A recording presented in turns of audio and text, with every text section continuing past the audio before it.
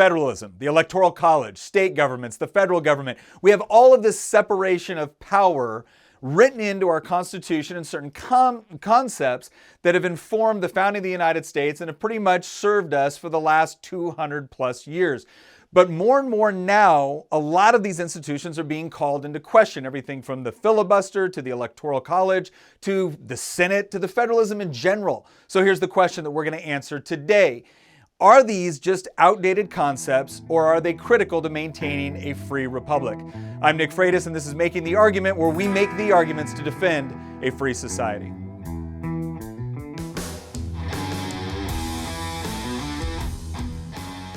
Now, as a state legislator, I get this question a lot. Everything from the Electoral College to federalism to the idea of state power versus federal power. And I want to relay to you a quick story that I had where I was talking to a student. And this student was actually very upset that the president, who was Joe Biden, was basically obstructed in what he was trying to do. And she was defending the president's need to issue a whole host of executive orders because, after all, Congress was standing in the way of the will of the people. Now, I pointed out that, well, actually that really wasn't true, because when we elect a president, we don't just elect a president to have carte blanche power to do whatever they want. We elect them to be the head of the executive branch of government, and that has certain powers and responsibilities. It also has certain limitations and restrictions on power.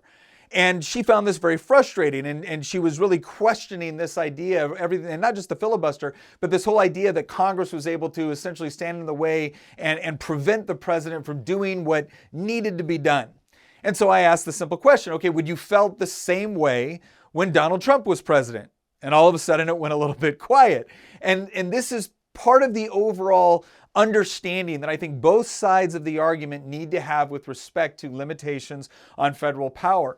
But more and more I'm seeing all of these different, you saw it in California after the 2016 presidential results, where people were coming forward and really questioning the Electoral College.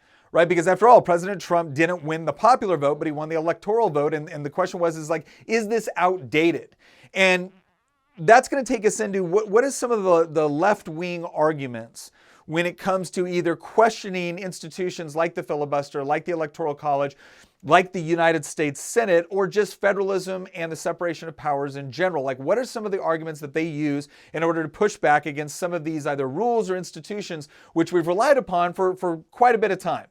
So the first one is this idea that the whole federalist concept, right? The idea of strong state powers and limited and enumerated powers of the federal government is somewhat outdated or outmoded. You get the same argument with respect to the Electoral College, right? That, okay, maybe at the founding, in the late 1700s, where we were a nation of 12 to 15 million people, and communications wasn't as good, and very few people had access to the level of information that we do today. Maybe at that point, this whole concept of something like the Electoral College, or concepts like very limited federal power, maybe it made sense then, but it doesn't make sense now. And so you'll start to see the shift on where people's expectations lie with respect to government intervention into their lives, right? So for most of our history, going up into the 19th century, and even some parts of the early 20th century, there was this idea that the federal government had a certain role to play within society, but a lot of decisions, in fact, most of the decisions that affected your day-to-day life, that was something that was going to be handled by the state government, at most, but usually your local government. And so it was this idea that whatever governing body was going to be kind of most intrusive to day-to-day decisions that would affect your life would also be closest to the people. And so that's your local board of supervisors, your town council, your school board, whatever it was, whatever sort of political arrangement at the local level. And then next it would go up to the state level, right? And you see this actually discussed within the Federalist Papers and the Anti-Federalist Papers when people were determining whether or not states were determining whether or not they would ratify the federal constitution and actually create the federal government. There was a lot of discussion on what the federal government's powers were versus what the state government's powers were. And it was this idea that, well, states had a lot of authority with respect to their own constitutions and with respect to their own powers on what they could do at the state level. The federal government was extremely limited on what it could do. And a lot of the arguments that I see right now on saying on why we should expand federal power is this idea that one, as the United States as a whole, that there's certain principles that we should all agree on as Americans, and so therefore the federal government has to have the authority to be able to impose those things, because after all, we've seen situations in the past where states have had laws that either infringed on people's individual liberty or directly targeted people based off of their race, and those are bad, and so we have to have a strong federal government that comes in and ensures that those sort of liberties are uniform across the country, right? That's actually a pretty powerful argument, and one that I think many people agree with on some level. But now it's been used to actually push a whole host of other things, whether it's through federal spending or federal taxing authority or the Interstate Commerce Clause or OSHA, all these different things that all of a sudden people are a lot more comfortable with the federal government having powers that they have never previously possessed. And that leads them to say that, well, federalism, again, might have been a good idea where we didn't live in a technology age, right? We didn't live in an information age where literally anybody with now a couple, strokes of the keyboard can get access to information that our founders could have never dreamed of. And so now we have the ability to put experts in a position where they have access to all kinds of information, and they can analyze that information, and then they can develop policies that will affect all of us. And yeah, there's always going to be like intransigent elements within society that will push back against genuine progress, but that's why we need a strong federal government in order to give those experts access to the data and the information that they need, and then the legislative and executive authority that they need in order to push the sort of policies that are going to help all of us, right? So that's kind of like the technological or practicality side that sometimes the left makes with respect to why certain systems of federalism or separation of powers is outdated. It's also one of the reasons why you see such a shift to the executive branch, whether that's executive orders or whether that's just the enormous side of the administrative state. When you look at all of these different federal agencies, and most people have grown to just kind of expect that this is how the federal government always operated. Like, a lot of people don't understand that the Department of Education is fairly new. Like, we didn't even have a Department of Education until 1979. Right, and that department doesn't seem to have to justify its existence with better scores or better educational results. It's there, and the idea that we wouldn't have a federal Department of Education seems strange to people now, because it's just, it's got a $78 billion budget, and of course it's there to help with education. But that's one argument. That's the practical argument with, now that we have access to all this information, why shouldn't we centralize power in the hands of the federal government, and maybe specifically more power in the hands of a president that can then, execute? It's this man of action concept of being able to get all the data and then make the policies that help everybody, right? That's one argument. Another argument is this idea that things like the Electoral College or the United States Senate are undemocratic, right? So they're essentially making an argument for democracy, right? And it's this automatic assumption that democratic processes are automatically morally superior to their alternatives. Now, here's what's interesting about that, right? Because superficially, that sounds very plausible. I mean, obviously, when it comes to selecting who's going to represent us or who's going to make laws, we tend to prefer democratic processes, right? We want people to be engaged in the process and having a say over who represents them and who's going to make the laws, right? That all makes sense to us. And so people will look at that and they'll say, well, okay, how is it fair that Wyoming with 550,000 people gets 2 senators, and California with 35 million people gets 2 senators? Like, how is that fair? Now, the typical conservative response to this is, well, okay, yeah, but the House of Representatives, California has like 55 Congress people, whereas Wyoming has like 1, right? So that's where the balance is made up. But again, they come back and say, well, that still makes the Senate undemocratic, because it's giving smaller states with lower populations more of an edge in the overall, legislative body and the overall power that the legislature has, and that strikes them as being undemocratic, right? And so again, a lot of the conservative response to that is, well, okay, well, that's just the way it's set up, and it was set up to try to protect states, et cetera. So those are kind of the 2 arguments that you see against federalism or state powers or really separation of powers in general. And that's not to say that the people on the left want to completely get rid of any separation of powers. I'm not making that claim. I'm just saying that they're a lot more comfortable with the centralization of power within federal hands and specifically within the executive branch under the conditions that they prefer than people on the right tend to be. Now, that's not always true. You have some people on the right that love executive power when it's their guy in the White House.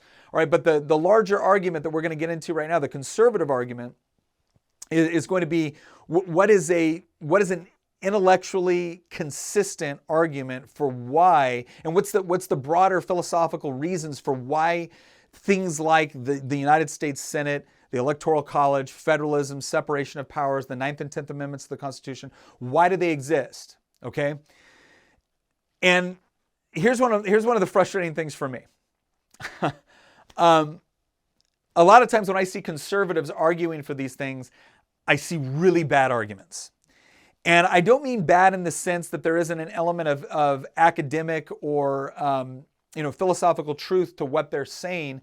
But the problem is that they're not addressing the accusations that the left is making in an effective way. And so what it looks like to a lot of people on the outside that are watching this debate between progressives and conservatives with respect to separation of powers is it looks like conservatives are doing just what the name implies, right? We're conserving something because it's old and it's traditional and we like it and we're afraid of any of the other arguments that are coming in, so we just pretty much push back against anything that might sound new or dangerous, right?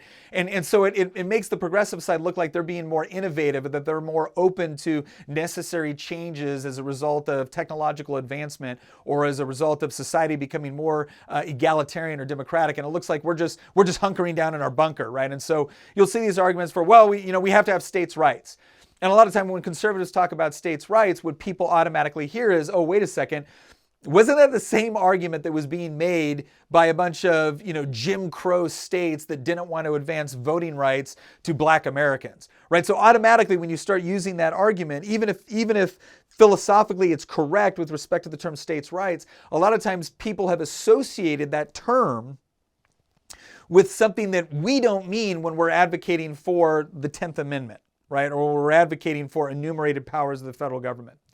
And so if you just come out there and assume that when you talk about the 10th Amendment or states' rights, that people are going to hear that or interpret it the way you intend, you're going to run into problems. And you're going to see this a lot because of the way a lot of people have been educated with respect to those arguments for federalism or for states' rights. Another thing that I'll see conservatives do is they'll just automatically reference the founding fathers. And they'll say, well, again, James Madison, Thomas Jefferson, George Washington, John Adams, Patrick Henry, whoever else, these are smart guys. They set it up that way. And again, it's that kind of almost traditional conservative argument where we're conserving it because it's our tradition, but we've lost the ability to actually explain why the tradition exists in the first place. And what this also does is it provides the left a mechanism to come in and say, oh, you mean James Madison, the slave owner? You mean, Thomas Jefferson, the person that didn't want women to vote, right? Even if that's not true, that's the way that they think about these things.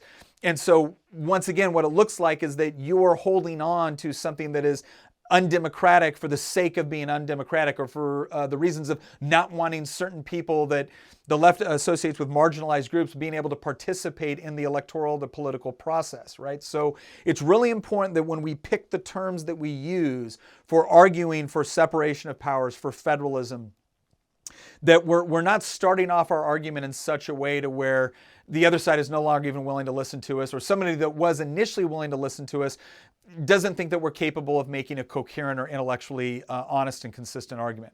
All right, so this all begs the question of how should we make the argument? And here's the part where I think you're going to find this interesting. Because the reason why, someone like me believes in the importance of maybe the Electoral College, or the presence of the United States Senate, where we have a body where states are represented equally regardless of population, or the fact that we have very enumerated powers for Congress, and I want Congress to stay within those boundaries, and I want the executive branch to be significantly reduced in its overall scope and ability to impose its will on the entire country. The reason why I want this, the primary reason, and this part will, when you word it this way, this part will kind of blow a progressive's mind because they never thought about this. The primary reasons why I like federalism and separation of powers: tolerance and diversity. And again, as soon as you say that, they don't know how to react because those are their words, right? You're just a conservative. You're just protecting traditional norms. You're not interested in tolerance and diversity. Well, no, that's actually one of the primary reasons why we have separation of powers and federalism. It really is a question of tolerance and diversity, because one of the things that the founders understood is they looked back on previous republics. And there was this idea that as you looked at republics, whether it was everything from like more democratic states like the Greek city-states, or it was Venice, or it was these small republics, there was this idea that a republic could not expand beyond a certain size, because the more people you got into, the larger geographical area, the more differences there were with respect to the concerns that populations were facing. And so the centralized body that was governing it was no longer able to effectively do so. And even if you had a 51% majority saying that they wanted to do something, well, that 51% was now speaking for regions of the republic that either were not dealing with the same situations, or the so-called solution that was now being imposed from the centralized power actually hurt them. And so there was this questioning within certain elements of a larger republic to say, well, why are we even associated with this group if it's no longer effectively representing our interests? We could do better on our own. And you led to fractionalization within the republic as a result. And so one of the things that our founders were trying to do with the whole concept of states and a federal government instead of a national government, and by very, very defined enumerated powers for the federal government, it was actually trying to be respectful of the idea that different people living in different areas with different geographical concerns, different weather concerns that might have affected agriculture or determined whether or not you're going to be more of an agricultural-based economy or an industrial-based economy, different cultural norms that rose up as a result of the immigrant populations that you had in different areas of the country. They were trying to respect that. And the way they were respecting that was by saying, look, different states have different priorities. And so when it comes to those issues that are the most invasive into your personal lives, or have the most effect on how you raise your children or educate your children or run your business or engage in commerce, those really should be handled more at a state level, or it should be reserved to the people themselves to figure out through voluntary cooperation within society or the marketplace. And it should not be something that the federal government does, because even at that time, the priorities of New England were very, very different than the priorities of South Carolina or Georgia. And so in order to ensure that we were respecting those cultural and geographical and economic differences, we limited the central power, the centralized government's power, to make decisions that would be the most invasive. Right? So it really was about tolerance and diversity, understanding diversity and being tolerant of the different ways that you solve problems in different areas, right? Or recognizing the problems might even be completely different. And even if you do have a unified problem, there might be regional solutions to it that make more sense based off of where you're at. Okay, now, obviously, they still gave the federal government some power because they recognized that there were certain things that should be universal, like providing for a common defense is something that is very clearly a responsibility of the federal government.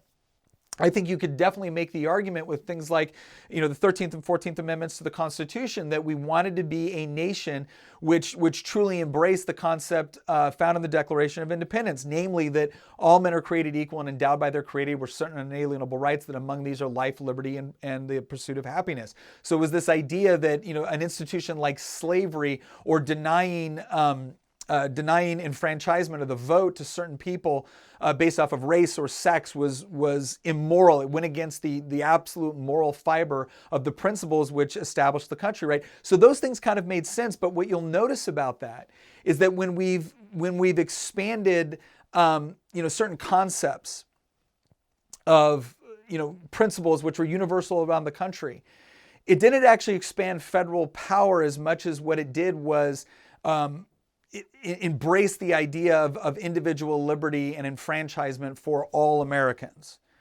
right? So that's the first point: tolerance and diversity, right? And again, you use that argument to argue, and it is the foundational reason why we have separation of powers, federalism, those concepts. What's another one? The other one had to do with understanding the nature of power.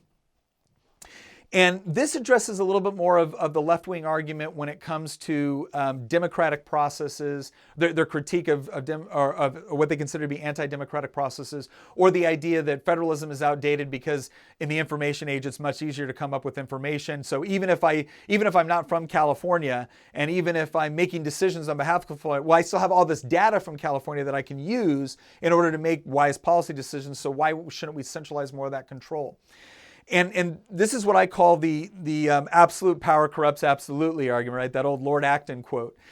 Part of the reason for federalism was not just the idea that, well, the experts or the centralized government can't have access to as much information or communication is much slower.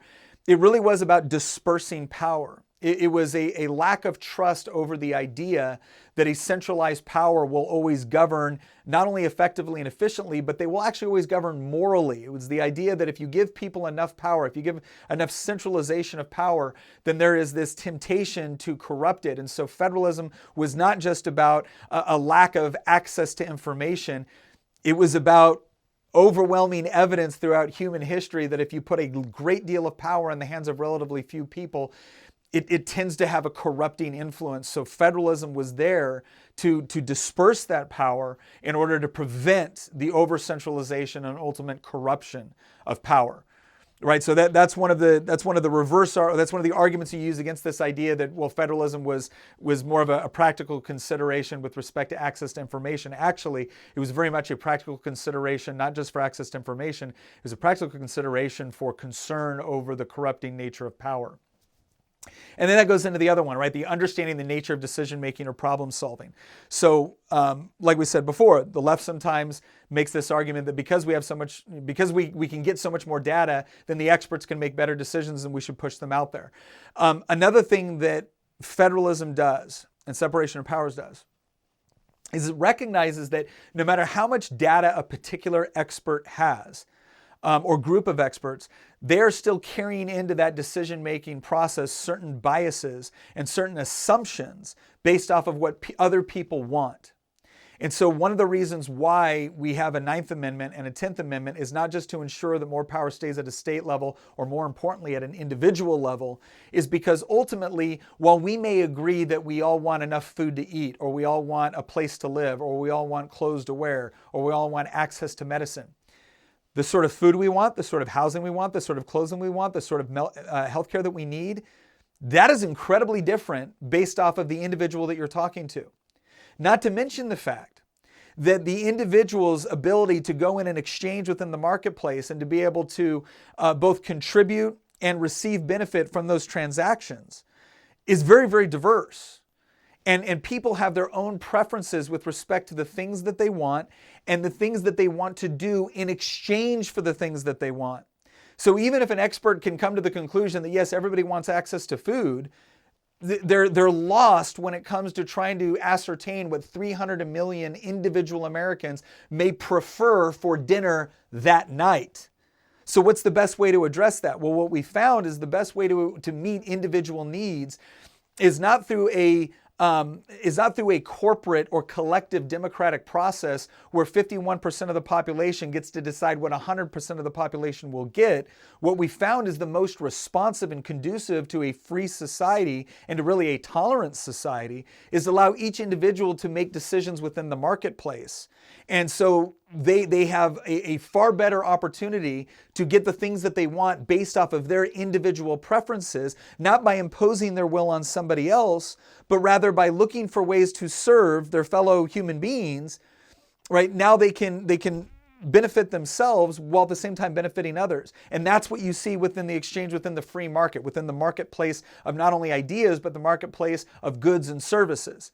But if you essentially say, we're going to allow a centralized authority to make more of the decisions, well, every decision you give to that centralized authority, you take out of the hands of individuals. And not only do you lose all the creativity and the innovation, but now you also create a situation where the people that would have worked voluntarily in order to meet each other's needs, wants, and demands are now no longer focused on serving one another. They're now focused on how do I get my person elected to that centralized power so I can either get what I want or protect what I have. And how am I going to get what I want? By taking it from somebody else.